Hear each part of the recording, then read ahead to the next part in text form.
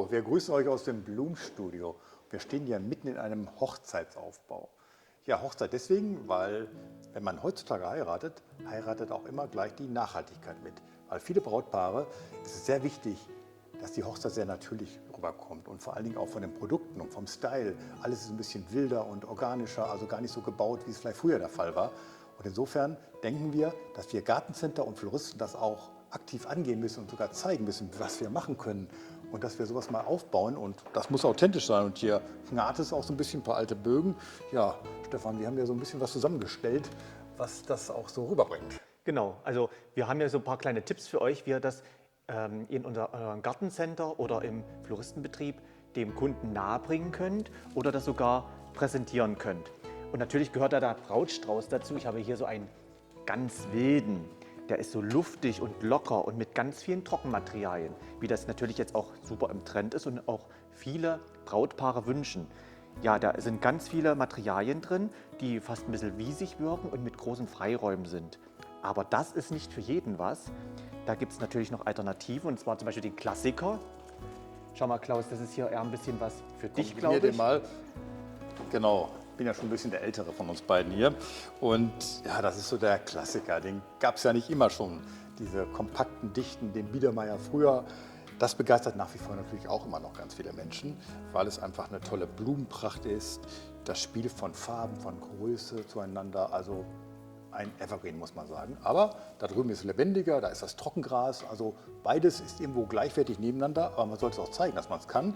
Und deswegen haben wir es hier gemacht. Auch hier mit Naturstielen und mit so einem Jutegarn abgewickelt. Das kann jetzt aber auch ein Baumwollband sein, ein Leinenband. Also genau dann auch auf diese Utensilien achten, damit auch die Natürlichkeit und somit auch die Nachhaltigkeit gut transportiert wird. Ja, und ich muss euch mal was gestehen, ich bin eigentlich gar nicht so der Brautstrauß-Typ. Ich mache eher die Trauerflohstick. Aber so ein Strauß finde ich auch ganz klasse. Und ich glaube, den letzten Brautstrauß, den ich gebunden habe, der war für meine Tochter vor 2 Jahren. Gut, jetzt habe ich es gesagt. Ist die Katze aus dem Sack. Hier haben wir natürlich auch die Brautsträuße, die man trocknen kann. Also gerade wenn schon viel Trockenmaterialien eingearbeitet sind und wenig Frischfloristik da ist, trocknet man den ganz gern und hat den sozusagen dann als Erinnerung zu Hause. Ja, aber wir haben nicht nur Brautsträuße für euch, wir haben natürlich noch viel mehr. Ja, ich mache hier mal weiter. Brautkränze ist auch etwas, was man immer zeigen soll. Kränze kann man der Braut auf den Kopf stecken, fest einarbeiten. Man kann es aber auch so am Stuhl hängen, dann ist der nochmal verziert. Man kann es überall schön so als kleine Dekoration, als charmante Dekoration aufarbeiten.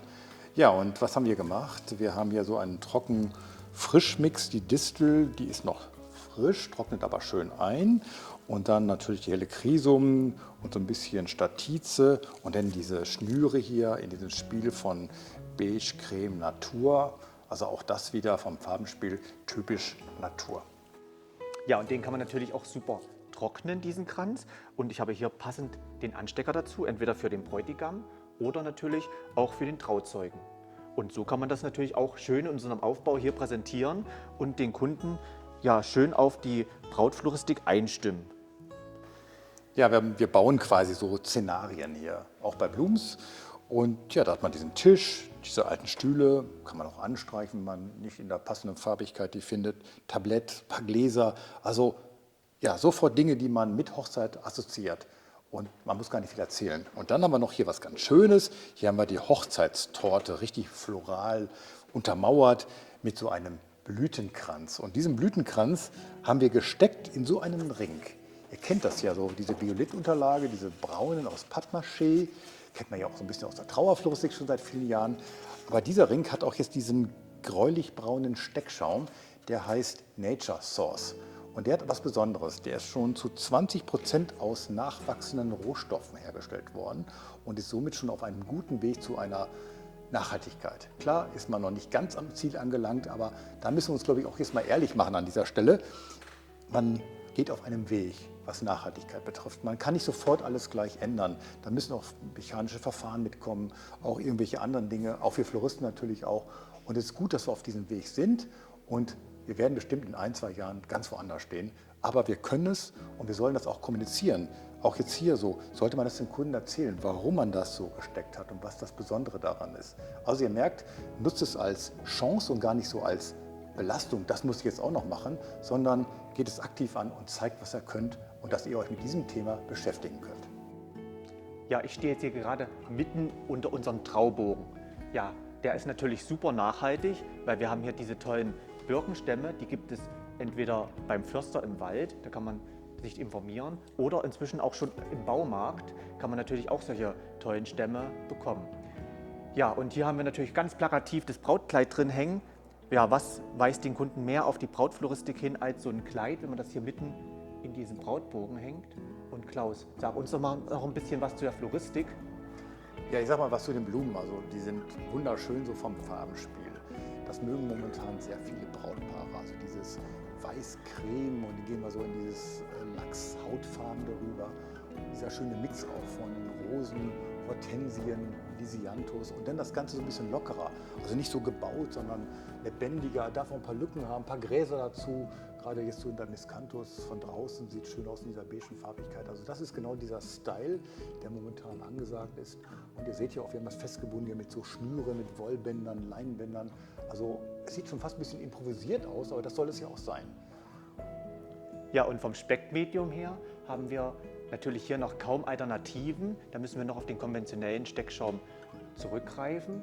Außer man würde jetzt zum Beispiel mit Glasröhrchen arbeiten. Das ist aber natürlich noch relativ aufwendig. Da müsste man ja ganz viele Glasröhrchen einarbeiten. Auch vielleicht gibt es ja noch eine andere Idee mit Glasröhrchen, Klaus? Ja genau, das ist immer wieder etwas Gutes.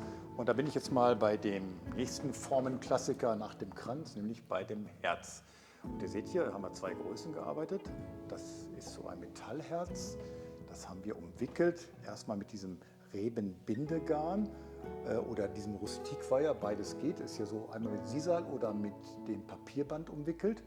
Und damit schafft man so eine Struktur und in diese Struktur weben wir die Trockenwerkstoffe ein. Das kann jetzt der Thymian sein oder auch hier das Olivenlaub, was jetzt noch eintrocknen wird. Das kann aber auch das Lagurisgras sein, was wir hier vorne haben, ist mega im Trend momentan, Lagurisgras, Retro-Trend, also ich kenne das noch aus den 70er, 80er Jahren. Und dann kommen hier, da sind wir jetzt bei den Reagenzgläsern, 2, 3 oder ein Reagenzglas, je nach Größe, an diese Arbeit und da werden die Frischblumen reingestellt. Ja, und dann nochmal so eine schöne, ja, abfließende Band- und Kordelkombination. Und ja, was ist da jetzt das Nachhaltige daran? Vor allen Dingen, dass hier sowas verliehen werden kann. Das kann man immer wieder neu dekorieren, das muss nicht weggeworfen werden. Also auch denkt an sowas, da nimmt ihr eine Leihgebühr für und dann diese schönen Blumen. Das ist, glaube ich, auch wieder eine gute Kombi. Ja, und daneben noch mal so ein Regal mit so einem Stilllife. Wir sind ja hier wieder in unserem Deko-Szenario. Auch das ist, glaube ich, sehr inspirierend und sowas möchte man vielleicht dann nachher auch in seinem Hochzeitssaal haben.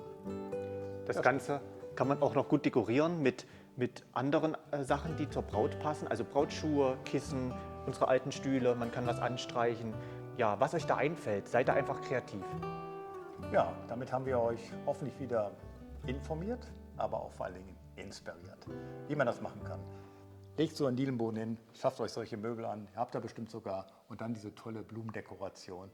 Ich glaube, damit könnt ihr überzeugen, dass ihr auch Hochzeit könnt, dass ihr eine natürliche Hochzeit machen könnt und dass ihr euch mit dem Megatrend Nachhaltigkeit auseinandersetzt. Ja, damit grüßen wir euch und wir sehen uns. Bye, bye. In a world where hope grows thin, you've completed me. And the story left within tells me how to breathe. Wish that I could make you see how you fit me perfectly.